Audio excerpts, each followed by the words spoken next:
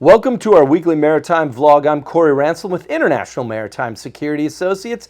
This week we are talking hurricane preparedness.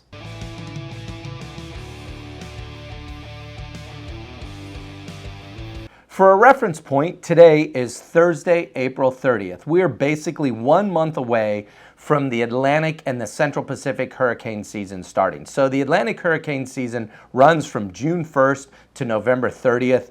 The Central Pacific part of the hurricane season runs in the same dates. The Eastern Pacific hurricane season starts on May 15th and also runs until November 30th. So this is when we see the height of potential development of tropical and subtropical systems within the Atlantic and the Pacific regions. Typically in the Atlantic region, we see a peak in the August-September timeframe. In the Pacific, we see a peak a little bit earlier than that.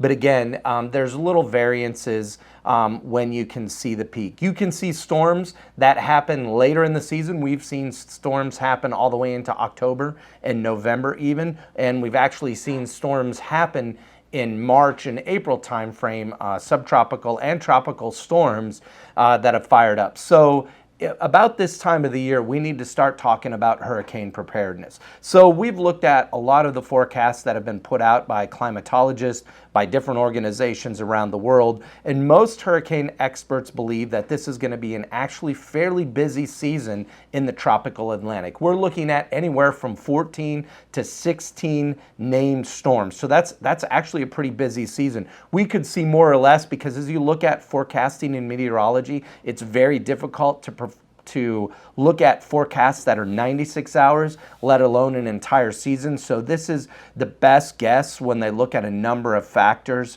for the Atlantic season. Again, a hurricane can spin up when you look at the Atlantic area. Off the coast of Africa is typically later in the season where you see storms spin up because of the rainy season that's happening on the eastern side of the African continent. You can see storms, however, spool up in the Caribbean Sea, in the Gulf of Mexico, in the Atlantic. So during the season, you can see storms spool up very quickly in any one of these areas. We'll make sure that we have links to the National Hurricane Center, the Typhoon Warning Center, all the links that you guys will need from a maritime perspective. We'll have that down in the comments section. So this is one thing now we need to look at with these forecasts and what it looks like, and especially with things happening with COVID-19 of how do we prepare for a hurricane season from a boat perspective. The first thing is depending on the type of boat you have and where your boat is located, you want to make sure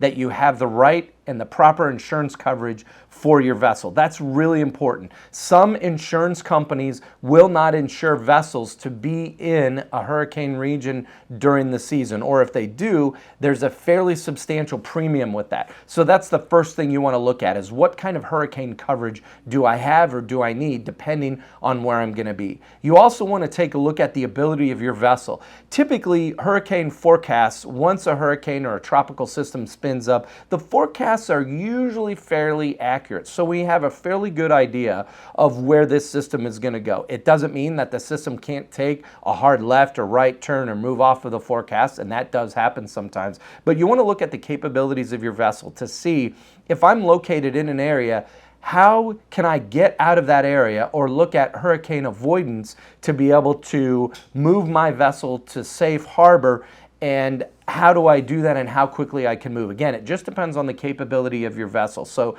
you want to be tuned in and watch the forecasts, where the storms are forming, what's happening, and what the forecasts look like, but also the capabilities of your vessel. And with that, have a plan together about how I can avoid the storms. Now, large yachts, cargo lines, cruise lines, everybody's different on their hurricane plans and how storm avoidance happens. So usually the starting point is that plan. So once you have the plan, it's a good idea to be able to rehearse and go through that plan to make sure that everybody on board understands this is what we're going to do in these different situations. Depending on the size of vessels, certain vessels can ride out certain size tropical storms. I know when I was in the Coast Guard, I've been through a couple of tropical storms and hurricanes on Coast Guard boats. It's not fun, but we had the ability, based on our operating equipment, to be able to go through those. Again, those were much larger cutters and patrol boats, but it wasn't a fun experience. So after you look at your insurance, where you're going to be, and the plan, you want to make sure that you stay prepared. Stay on top of the forecasts.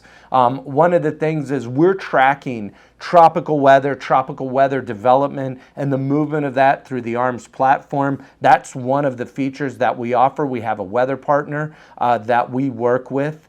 That they do a phenomenal job. We get weather information from them and also from governments around the world, so you know that if you're an ARMS customer, you'll get the best tracking information. We'll have a link to WSI. They're located here in the United States. They do a ton of underway weather forecasting and just do a great job. So we'll make sure that we have a link to them down below.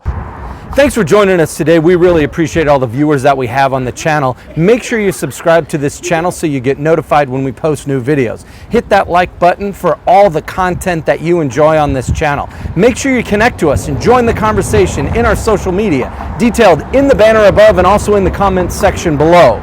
If you have questions when it comes to maritime security, maritime risk management, or maritime regulatory compliance, don't hesitate to reach out to the experts here at IMSA, because we're always happy to steer you in the right direction.